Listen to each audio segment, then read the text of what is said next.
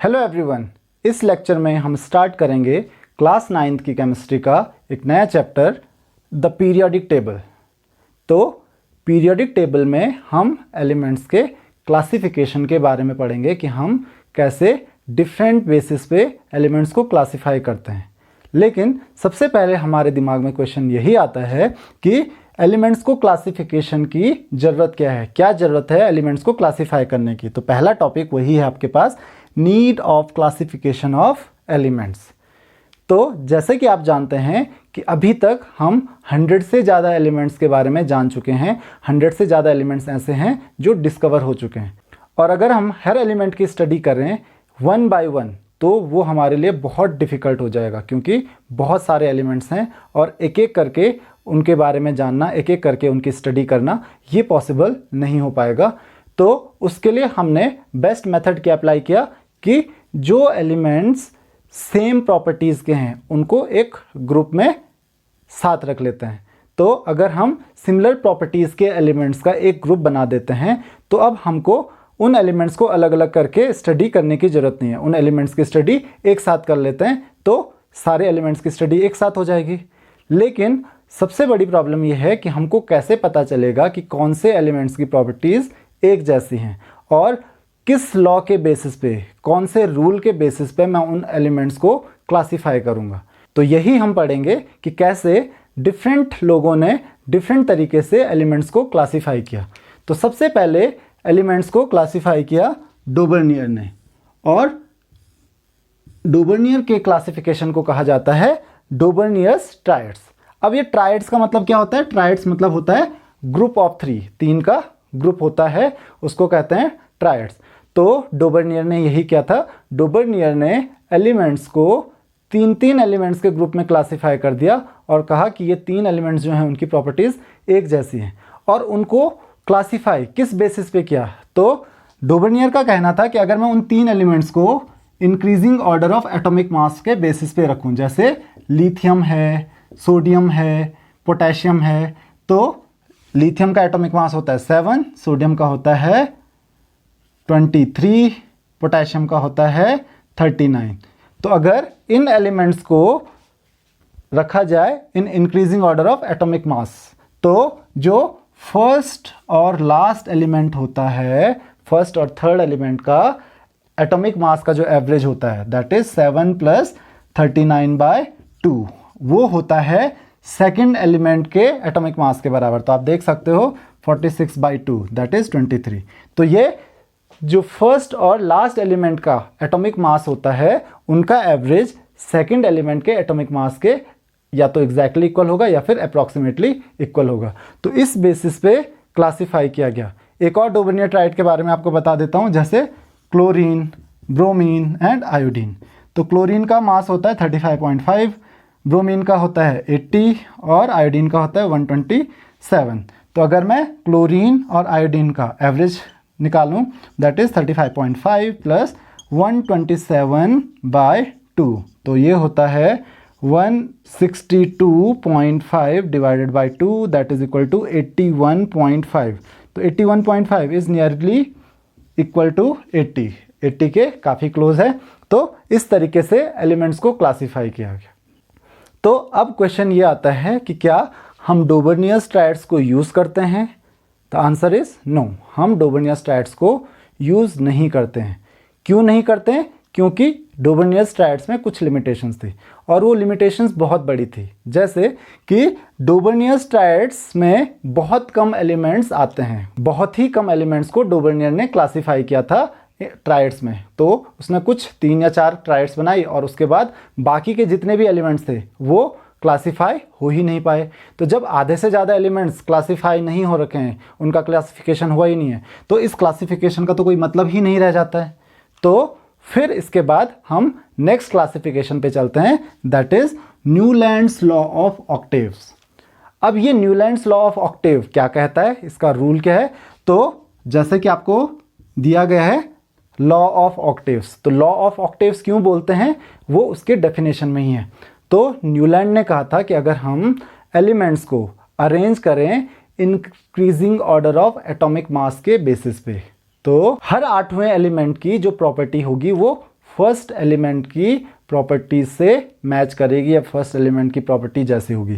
For example lithium, then beryllium, boron, carbon, then nitrogen, oxygen, fluorine, sodium, magnesium, aluminium, silicon, phosphorus, sulphur, chlorine, potassium, calcium. तो ये कुछ elements हैं जिनको मैंने arrange किया है according to increasing order of atomic mass. तो अगर इस ऑर्डर में हम एलिमेंट्स को इंक्रीज करें तो हर पहला एलिमेंट जो होगा उसकी प्रॉपर्टी 8वें जैसे होगी, मतलब लिथियम की और सोडियम की प्रॉपर्टीज़ एक जैसी होगी। फिर यहाँ से काउंट करोगे तो सोडियम की और पोटेशियम की, तो लिथियम, सोडियम, पोटेशियम इन तीन की प्रॉपर्टीज़ एक जैसी होगी। यहाँ से काउंट करोगे तो 8वां एलिमेंट ये होगा, यहाँ से करोगे तो ये होगा, तो फिर इन तीन की प्रॉपर्टीज़ एक जैसी होगी। यहाँ से काउंट करोगे तो 8वां एलिमेंट ये होगा, तो इनकी प्रॉपर्टीज़ एक जैसी होगी, इनकी प्रॉपर्टीज़ एक जैसी होगी, इनकी प्रॉपर्टीज़ एक जैसी होगी। तो इस तरीके से न्यूलैंड ने एलिमेंट्स को क्लासीफाई किया था। लेकिन प्रॉब्लम क्या है इस क्लासिफिकेशन की? सबसे बड़ी प्रॉब्लम ये है कि जिन एटम्स का एटॉमिक मास ज़्यादा होता है, मतलब कैल्शियम के बाद जो भी एलिमेंट्स आते हैं वो इस क्लासिफिकेशन को, इस लॉ को फॉलो करते ही नहीं। मींस जैसे कि कैल्शियम के बाद आता है स्कैंडियम, लेकिन स्कैंडियम की प्रॉपर्टीज़ इन दो एलिमेंट्स के जैसे होती ही नहीं है। तो उसके बाद अगर आप अरेंज करने की कोशिश करोगे एलिमेंट्स को तो वो इस तरीके से अरेंज नहीं होते हैं, वो इस लॉ को फॉलो ही नहीं करते हैं।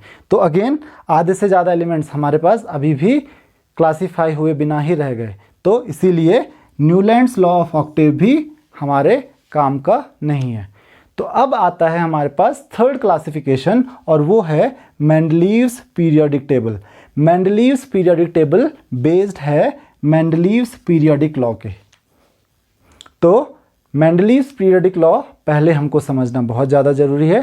तो मेंडलीव्स पीरियोडिक लॉ कहता है कि the physical and chemical properties of elements are periodic function of their atomic masses. मतलब कि अगर हम एलिमेंट्स को इंक्रीजिंग एटॉमिक मास के बेसिस पे रखें, according to increasing atomic mass अगर हम एलिमेंट्स को अरेंज करते हैं तो एलिमेंट्स की जो प्रॉपर्टीज़ होगी वो कुछ इंटरवल के बाद रिपीट होगी। पीरियोडिक फंक्शन मतलब जो एक डेफिनेट पीरियड के बाद फिर से रिपीट होता है, उसको हम कहते हैं पीरियोडिक फंक्शन। तो ये प्रॉपर्टीज़ कुछ इंटरवल के बाद रिपीट होंगी, तो इसीलिए इसको कहा जाता है मेंडलीव्स पीरियोडिक लॉ। और इसी लॉ के बेसिस पे मेंडलीव ने एलिमेंट्स को अरेंज किया in the form of table. एक टेबुलर फॉर्म में अरेंज किया गया और उस टेबल को नाम दिया गया मेंडलीव्स पीरियोडिक टेबल। तो मेंडलीव्स पीरियोडिक टेबल हमारे लिए बहुत इंपॉर्टेंट है क्योंकि मेंडलीव ने उस पीरियोडिक टेबल में लगभग सारे एलिमेंट्स को अरेंज कर लिया था। तो इसीलिए इस टेबल की बहुत ज़्यादा इंपॉर्टेंस है हमारे लिए। तो हम देख लेते हैं कि फीचर्स क्या थे मेंडलीव्स पीरियोडिक टेबल में, क्या खास बातें थी मेंडलीव्स पीरियोडिक टेबल में। तो सबसे पहली बात कि जो मेंडलीव की पीरियोडिक टेबल थी उसमें 7 रोज थी, 7 रोज थी। उन 7 हॉरिजॉन्टल रोज को कहा जाता है पीरियड्स और उसमें थे 9 वर्टिकल कॉलम्स। इन 9 वर्टिकल कॉलम्स को कहा जाता है ग्रुप्स। इन ग्रुप्स को नाम दिया गया था 1 से लेके 8 तक और देन 0 ग्रुप। तो इस तरीके से 9 वर्टिकल कॉलम्स थे जिनको ग्रुप्स कहा जाता है और 7 हॉरिजॉन्टल पीरियड थे 1 से लेके 7 तक। अब इंपॉर्टेंस क्या थी, मींस क्यों मेंडलीव्स पीरियोडिक टेबल इतनी इंपॉर्टेंट थी हमारे लिए। तो कुछ चीज़ें थी मेंडलीव पीरियोडिक टेबल में जो कि इसको बहुत स्पेशल बनाती थी। For example the systematic study of elements was possible, क्योंकि मेंडलीव ने लगभग सारे एलिमेंट्स को अरेंज कर लिया था तो इसीलिए सिस्टमेटिक स्टडी अब पॉसिबल थी एलिमेंट्स की। उससे पहले कोई भी एलिमेंट्स को ठीक से अरेंज नहीं कर पाया था। The next thing is prediction of new elements. Mendeleev ने कुछ नए एलिमेंट्स को भी प्रिडिक्ट कर लिया था, मींस कि उस समय उन एलिमेंट्स की डिस्कवरी हुई नहीं थी, लेकिन मेंडलीव ने फिर भी उस समय हमको बता दिया था कि कुछ ऐसे एलिमेंट्स होंगे जिनकी अभी डिस्कवरी नहीं हुई है। और ख़ास बात कि मेंडलीव ने उन एलिमेंट्स के लिए अपनी पीरियोडिक टेबल में स्पेस भी छोड़ा हुआ था कि यहाँ पे वो एलिमेंट्स आएंगे। फॉर एग्जाम्पल एक एलिमेंट है गैलियम, उसी तरीके से एक एलिमेंट है जर्मेनियम। तो ये दो एलिमेंट्स उसने पहले ही प्रिडिक्ट कर लिए थे, ये उस समय डिस्कवर नहीं हुए थे, ये बाद में जाकर डिस्कवर हुए। लेकिन मेंडलीव को इन एलिमेंट्स के बारे में पहले से ही पता था कि ऐसे एलिमेंट्स एग्जिस्ट करते हैं। तो गैलियम जो आता है वो एल्यूमिनियम के जस्ट नीचे आता है पीरियोडिक टेबल में, और सिलिकॉन के जस्ट नीचे आता है जर्मेनियम। तो इसीलिए गैलियम को उस समय नाम दिया गया, क्योंकि एलिमेंट तो डिस्कवर हुआ ही नहीं था उस समय, तो इसीलिए उसको नाम दिया गया इका एल्यूमिनियम एंड इका सिलिकॉन, क्योंकि ये एल्यूमिनियम के बाद आता है और ये सिलिकॉन के बाद आता है। तो ये एक बहुत बड़ी अचीवमेंट थी कि कुछ एलिमेंट्स जो डिस्कवर भी नहीं हुए थे, मेंडलीव ने उनके बारे में पहले ही बता दिया था। इसके अलावा एक और इम्पॉर्टेंट पॉइंट है मेंडलीव्स पीरियोडिक टेबल में कि मेंडलीव ने कुछ एलिमेंट्स के एटॉमिक मासेस को करेक्ट किया था। कुछ एलिमेंट्स थे जिनके एटॉमिक मासेस उस समय गलत पता थे लोगों को। फॉर एग्जांपल बोरॉन है, तो बोरॉन का एटॉमिक मास समझा जाता था कि 13 है, फिर बाद में मेंडलीव ने उसको करेक्ट किया कि इट इज़ अबाउट 11। तो इस तरीके से मेंडलीव्स पीरियोडिक टेबल हमारे लिए काफ़ी इंपॉर्टेंस रखती है। But again, do we use Mendeleev's periodic table? क्या हम अभी मेंडलीव्स पीरियोडिक टेबल को यूज़ करते हैं? इसको भी हम यूज़ नहीं करते हैं। और क्यों नहीं करते हैं? क्योंकि इसमें भी बहुत सी खामियां हैं, बहुत सारी इसकी लिमिटेशंस हैं। तो अब उन्हीं लिमिटेशंस के बारे में बात करते हैं। तो जो सबसे पहली लिमिटेशन थी मेंडलीव्स पीरियोडिक टेबल की, वो थी पोजीशन ऑफ हाइड्रोजन। हाइड्रोजन को रखा गया था मेटल्स के साथ, और वो भी मोस्ट रिएक्टिव मेटल्स के साथ, जबकि हाइड्रोजन में मेटल्स की प्रॉपर्टीज़ होती भी नहीं है। तो क्योंकि एक ग्रुप में सेम प्रॉपर्टीज़ के एलिमेंट्स को रखा जाता था और हाइड्रोजन को मेटल्स के साथ रखा गया था, तो इसका मतलब हाइड्रोजन की प्रॉपर्टीज़ तो मेटल के साथ मैच करनी चाहिए थी। लेकिन जनरली ज़्यादातर प्रॉपर्टीज़ जो हाइड्रोजन की होती हैं मेटल से मैच नहीं करती हैं, क्योंकि हाइड्रोजन मेटल नहीं है, हाइड्रोजन नॉन मेटल है। तो इसका कोई जस्टिफिकेशन नहीं है कि क्यों हाइड्रोजन को मेटल्स के साथ रखा गया था। तो सबसे पहला ड्रॉबैक ये हो गया। दूसरा ड्रॉबैक था एनोमलस पेयर्स ऑफ एटम्स। एक एग्जांपल देता हूँ आपको, जैसे कोबाल्ट और निकल। तो जो कोबाल्ट का एटॉमिक मास होता है वो निकल से स्लाइटली थोड़ा सा ज़्यादा होता है, और आपको पता है कि मेंडलीव्स पीरियोडिक लॉ कहता है कि एलिमेंट्स को कैसे अरेंज करना है, according to increasing atomic mass, मतलब कम एटॉमिक मास वाले एलिमेंट को पहले और ज़्यादा एटॉमिक मास वाले एलिमेंट को बाद में। लेकिन कोबाल्ट का एटॉमिक मास ज़्यादा है और निकल का एटॉमिक मास कम है, फिर भी मेंडलीव्स पीरियोडिक टेबल में कोबाल्ट पहले आता है, निकल बाद में आता है। तो इसका भी कोई जस्टिफिकेशन नहीं है कि क्यों हमने ऐसे अरेंजमेंट किए हैं जो खुद मेंडलीव्स पीरियोडिक लॉ को फॉलो नहीं करते हैं। इसी लॉ के बेसिस पे हमने एलिमेंट्स को अरेंज किया और ये एलिमेंट्स इसी लॉ को फॉलो नहीं कर रहे हैं। तो ये एक बहुत बड़ा ड्रॉबैक था। उसके साथ साथ एक और लिमिटेशन है पोजीशन ऑफ आइसोटोप्स। तो आपको पता है मास के बेसिस पे यहाँ पे अरेंजमेंट हुआ है। और आइसोटोप्स क्या होते हैं? भले ही वो सेम एलिमेंट के एटम्स होते हैं, लेकिन उनके मास जो होते हैं वो तो अलग अलग होते हैं, क्योंकि उनमें नंबर ऑफ न्यूट्रॉन्स डिफरेंट होते हैं। तो अगर उनके मास डिफरेंट होंगे तो उनके लिए अलग अलग पोजीशन होनी चाहिए थी। जैसे हाइड्रोजन में ड्यूटेरियम का मास अलग होता है, प्लूटोनियम का अलग होता है, ट्राइटियम का अलग होता है, तो तीनों का मास अलग अलग होता है। तो 3 अलग अलग पोजीशन होनी चाहिए थी पीरियोडिक टेबल में, बट मेंडलीव ने उनके लिए अलग अलग पोजीशन नहीं रखी थी। तो अगेन ये भी जस्टिफाइड नहीं है। उसके साथ साथ लेंथेनाइड्स और एक्टिनाइड्स कुछ एलिमेंट्स की सीरीज़ हैं जिनको पीरियोडिक टेबल में जगह नहीं दी गई, उनको सेपरेटली रखा गया है पीरियोडिक टेबल से अलग। इसके अलावा एक जो बहुत बड़ा ड्रॉबैक था वो ये था कि जो कुछ एलिमेंट्स थे जो सिमिलर प्रॉपर्टीज़ रखते थे, जिनकी प्रॉपर्टीज़ एक जैसी थी। तो अगर प्रॉपर्टीज़ एक जैसी थी तो उनको एक ग्रुप में रखना चाहिए था, लेकिन प्रॉपर्टीज़ सेम होने के बावजूद भी वो अलग अलग ग्रुप्स में थे। तो ऐसे कुछ एलिमेंट्स थे। उसी तरीके से कुछ एलिमेंट्स ऐसे भी थे जिनकी प्रॉपर्टीज़ अलग अलग होती थी, जिनकी प्रॉपर्टीज़ मैच नहीं करती थी, लेकिन फिर भी उनको सेम ग्रुप में रखा गया।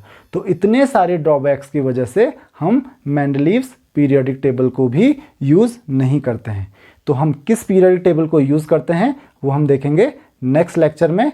इस लेक्चर में इतना ही। अगर आपको किसी भी टॉपिक में कोई भी डाउट है तो आप अपने क्वेश्चंस कमेंट बॉक्स में पूछ सकते हैं। Thank you very much.